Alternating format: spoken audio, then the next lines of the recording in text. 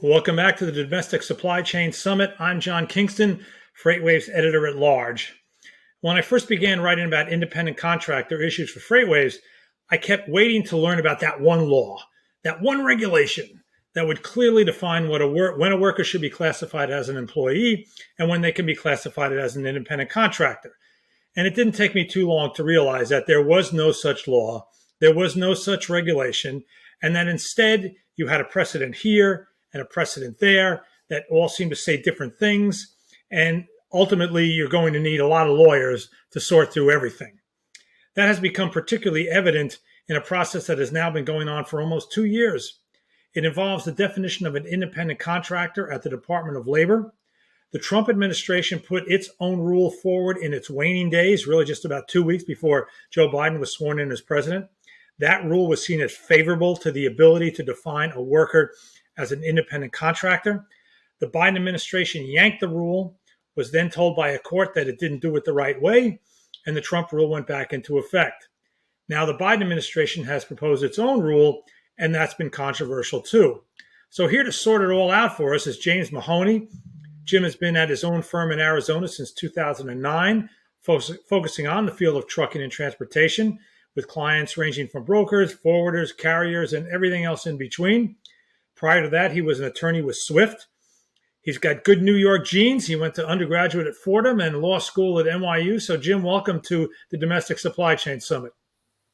Thanks, John. It's nice to be with you.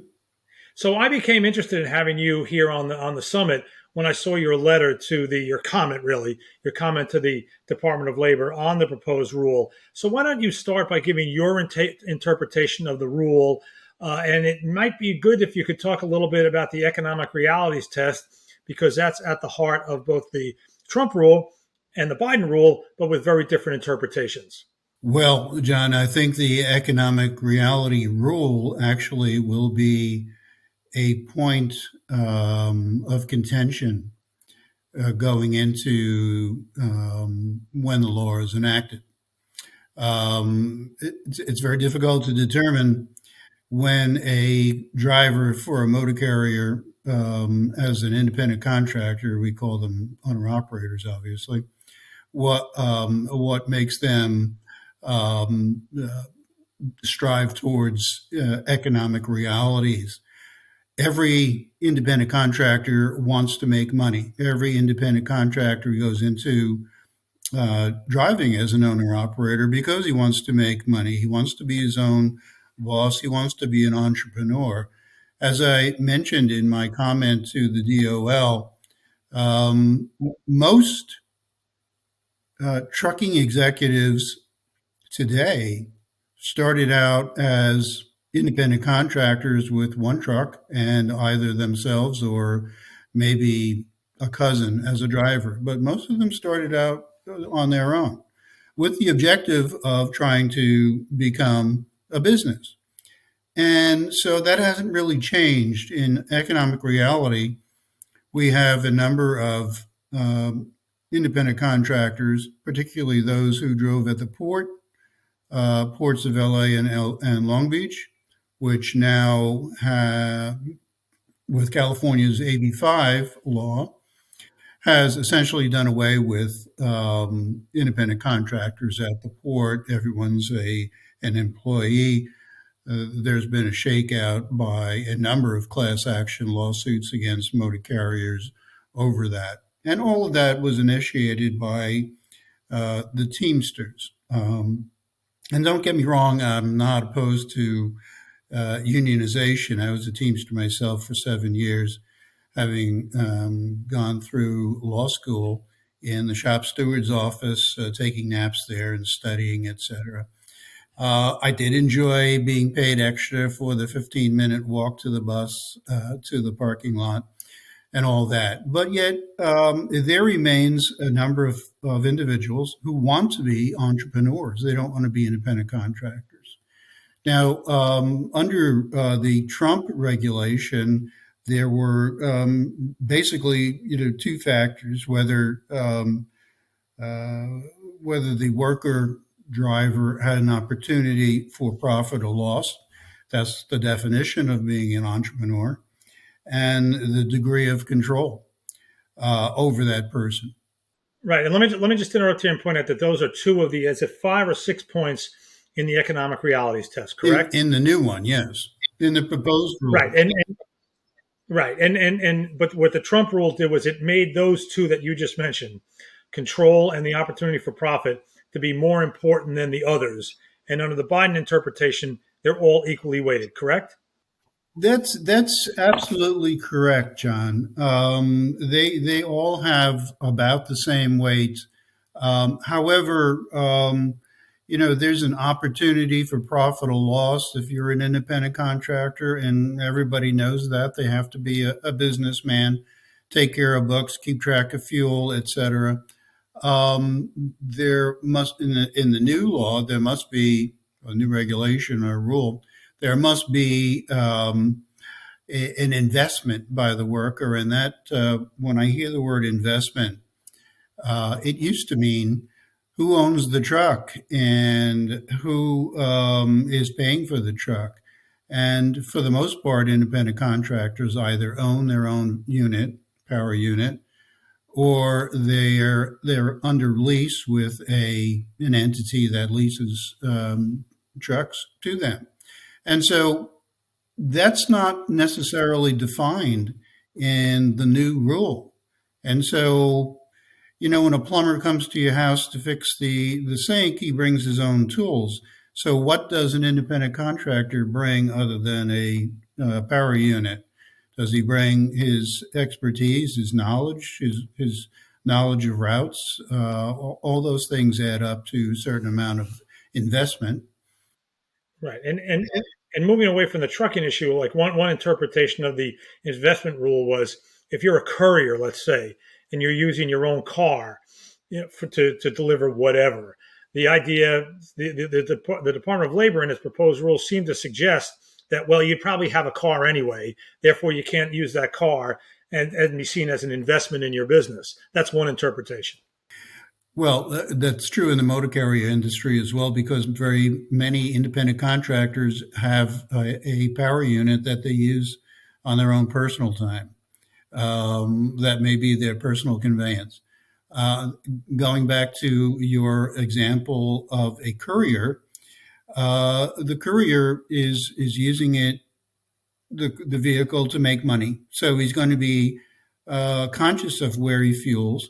He's going to be conscious of the routes he takes. He's going to be conscious of whether he pays a toll or not. And so all that goes into the expertise that one would think that develops a courier's entrepreneurship. All right. Now, so let's talk about how restrictive this law is. To read some of the comments, you would think that this is going to be the end of the independent contractor model. I mean, whenever I read apocalyptic stuff like that, I tend to be, I won't say dismissive, but a tad skeptical. Is this really quite that bad? A lot of people beforehand figured the ABC test that's in place in California under AB5 would be part of the Department of Labor's rule. It was not. So is it really all that restrictive? I would say not. I would say it's headed more towards litigation over the terms, and I think those terms in the 6 factors need to be fleshed out more by ALJs, administrative law judges, or courts, or various administrators in departments of labor within each and every state. And each and every state is going to come up with a different interpretation based upon those ALJ decisions. And the purpose of having the litigation is to have the lawyer be able to sway that decision so that control in motor carrier land means the FMCSA regulations that must be adhered to by every driver, whether they're a company driver or an independent contractor. And so half of my battle in dealing with this is educating the decision maker as to what the federal controls mean. It means that the FMCSA wants motor carriers to be safe. They want to protect the public, which are admirable topics.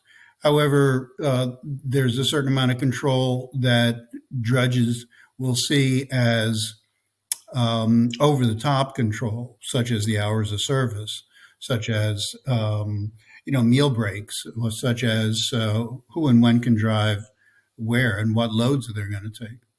Right. Now let's point out, I think what you're talking about here is the question of whether if a trucking company says to an independent contractor, okay, here are the safety rules that you need to follow based on FMCA regulations, that is being viewed. I mean, there's some interpretation of the rule as like that assumes control. And if control is assumed, then it's difficult to make the case that the driver is an independent contractor. And a trucking company would say, well, what else do you want us to do? These people are working for us, not as employees, but they're carrying freight because we hired them. Of course, we're going to care about safety issues. Not only care, but their safety scores that will be affected and their ability to operate as a motor carrier will be affected. The CSA scores that drivers accumulate over the road reflect back on the motor carrier, and the motor carrier can then be audited, which is very common these days, and their ratings can go from satisfactory to conditional to unsatisfactory, where they're put out of business. So motor carriers really don't have any discretion to just guide their drivers as to the regulations. They absolutely must control those drivers and as they observe the regulations. Right, and that raises the question: is that control so all-consuming that driver can no longer be considered an independent contractor? That's my understanding of some of the interpretation of this proposed rule. Well, I would say no. I've been able in most situations to explain away the regulations, the several hundred pages of regulations that deal with driving, as to that they are part and parcel of being a driver, whether owner operator or company driver.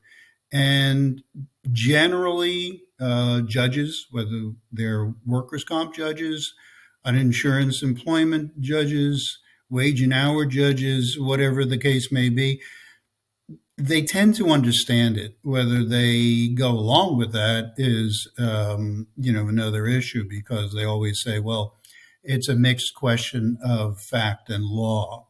And so the regulatory effect over the driver trumps the facts of independence. So, what are you advising? What are you advising your clients now? I mean, this is a proposed rule. The final rule will probably be not all that far from the proposed rule. I don't think anybody's expecting any sweeping changes. What are you telling your clients now? Well, as an attorney, I feel ethically bound, as most attorneys would, to say you must abide by the rules or regulations. A good faith interpretation of a rule, such as the managerial skill of a driver, is subject to the facts of that driver's ability to keep books, to keep records, to make money, to know the proper routes, to avoid construction or bad weather. And so their ability to make money, their ability to be entrepreneurs. So I think I can effectively counsel clients that these are the guidelines, but yet you need to operate with certain skills that if you're successful at being an owner operator, then you have that. You have those skills. I say, and now you mentioned administrative law judges. The reality here is that there can be a rule and it's 150 plus pages, but the interpretation on because every case is unique, right? That the interpretation of that going forward is basically going to be, you need precedent. So you need some people to get sued. You need some people to be targets of actions by the Wage and Hour Division to then create that body of law that will make it easier to follow. You don't have that now, do you?